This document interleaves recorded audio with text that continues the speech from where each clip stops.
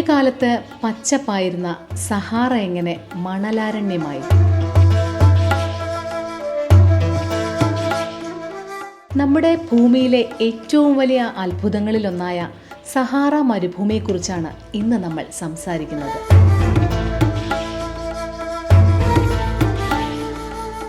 ഇന്ന് സഹാറ എന്ന് കേൾക്കുമ്പോൾ നമ്മുടെ ഉള്ളിൽ വരുന്നത് കിലോമീറ്ററുകളോളം പരന്നു കിടക്കുന്ന മണൽക്കൂനകളും അതുപോലെ തന്നെ ചുട്ടുപൊള്ളുന്ന വെയിലുമാണ്.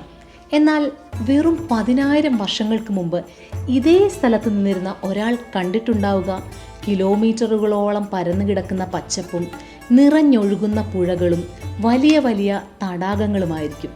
അതെ, സഹാറ ഒരു കാലത്ത് ആഫ്രിക്കയുടെ ഹൃദയമിടിപ്പായിരുന്ന ഒരു ഗ്രീൻ പാരഡൈസ് ആയിരുന്നു. ആ മനോഹരമായ പച്ചപ്പ് എങ്ങനെയാണ് ഇന്നത്തെ ഈ മണലാരണ്യമായി മാറിയത്? ആ രഹസ്യങ്ങളിലേക്കാണ് നമ്മൾ ഇന്ന് പോകുന്നത്. ശാസ്ത്രലോകം ഇതിനെ വിളിക്കുന്നത് ഗ്രീൻ സഹാറ അല്ലെങ്കിൽ ആഫ്രിക്കൻ ഹ്യൂമിഡ് പീരീഡ് എന്നാണ്. ഏതാണ്ട് 11,000 വർഷങ്ങൾക്ക് മുൻപ് തുടങ്ങിയ ഈ കാലഘട്ടത്തിൽ സഹാറയിൽ ഇന്നത്തേക്കാൾ 10 ഇരട്ടി മഴ ലഭിച്ചിരുന്നു. അവിടെ വമ്പൻ നദികൾ ഉണ്ടായിരുന്നു എന്ന് പറഞ്ഞാൽ നിങ്ങൾ വിശ്വസിക്കുമോ?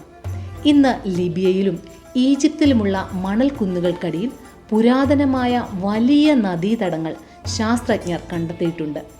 ആഫ്രിക്കൻ ആനകളും ജിറാഫുകളും മുതലകളും എന്തിനേറെ പറയുന്നു, വെള്ളമില്ലാതെ ജീവിക്കാൻ കഴിയാത്ത ഹിപ്പോപ്പൊട്ടാമസുകൾ പോലും സഹാറയിൽ സുലഭമായിരുന്നു. അന്നത്തെ മനുഷ്യർ പാറകളിൽ കൊത്തിവെച്ച ചിത്രങ്ങളിൽ നിന്നും ഈ മൃഗങ്ങളെ നമുക്ക് കാണാൻ സാധിക്കും. അന്ന് മനുഷ്യർ അവിടെ കൃഷി ചെയ്തിരുന്നു, വേട്ടയാടിയിരുന്നു, പച്ചപ്പിൽ സന്തോഷത്തോടെ ജീവിച്ചിരുന്നു. പക്ഷേ പ്രകൃതിക്ക് മറ്റൊരു പ്ലാൻ ഉണ്ടായിരുന്നു. എങ്ങനെയാണ് ഈ പച്ചപ്പ് അപ്രത്യക്ഷമായത്? ഇതിനുത്തരം തേടി നമ്മൾ പോകേണ്ടത് ബഹിരാകാശത്തേക്കാണ്. നമ്മുടെ ഭൂമി സൂര്യനെ ചുറ്റിക്കൊണ്ടിരിക്കുമ്പോൾ അത് ലംബമായിട്ടല്ല നിൽക്കുന്നത്, മറിച്ച് ഒരു പ്രത്യേക കോണിൽ ചരിഞ്ഞാണ് ഇരിക്കുന്നത്. ഈ ചരിവിന് ഓരോ 20,000 വർഷങ്ങൾ കൂടുമ്പോഴും മാറ്റങ്ങൾ സംഭവിക്കാറുണ്ട്. ഏതാണ്ട് 5500 വർഷങ്ങൾക്ക് മുൻപ് ഭൂമിയുടെ ഈ അച്ചുതണ്ടിൻ്റെ ചെരുവിൽ വന്ന ചെറിയൊരു മാറ്റം ഉത്തരാഫ്രിക്കൻ മേഖലയിൽ ലഭിച്ചിരുന്ന സൂര്യപ്രകാശത്തിൻ്റെ അളവ് വർദ്ധിപ്പിച്ചു. ഇത് മൺസൂൺ കാറ്റുകളുടെ ഗതിയെ പൂർണ്ണമായും തെറ്റിച്ചു. മഴമേഘങ്ങൾ ആഫ്രിക്കയുടെ ഉൾപ്രദേശങ്ങളിലേക്ക് എത്താതെയായി. അതോടുകൂടി സഹാറയിലെ നദികൾ പതുക്കെ പതുക്കെ വറ്റിത്തുടങ്ങി.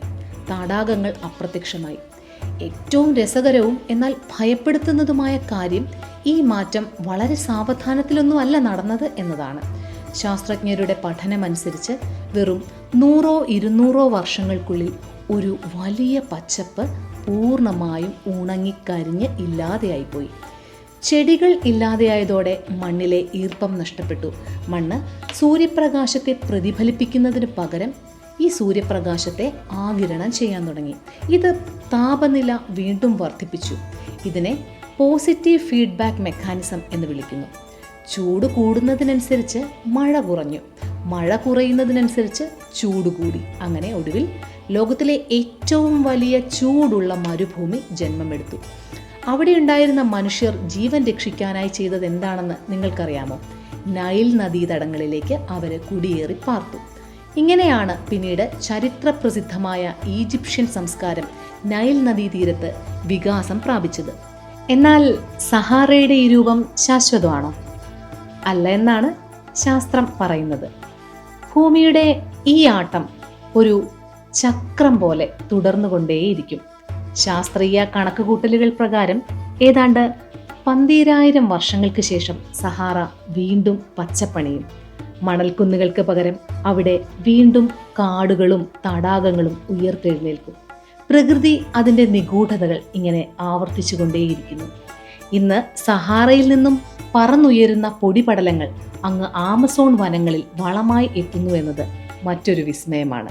അതായത് ആഫ്രിക്കയിലെ ഈ വരണ്ട ഭൂമി ലോകത്തിൻ്റെ മറ്റൊരു വശത്തുള്ള പച്ചപ്പിനെ നിലനിർത്തുന്നു. പ്രകൃതിയുടെ ഈ പരസ്പര ബന്ധം എത്ര അത്ഭുതകരമാണല്ലേ. അപ്പോൾ നമുക്ക് മറ്റൊരു വിഷയവുമായി വീണ്ടും കാണുന്നത് വരെ ഗുഡ് ബൈ.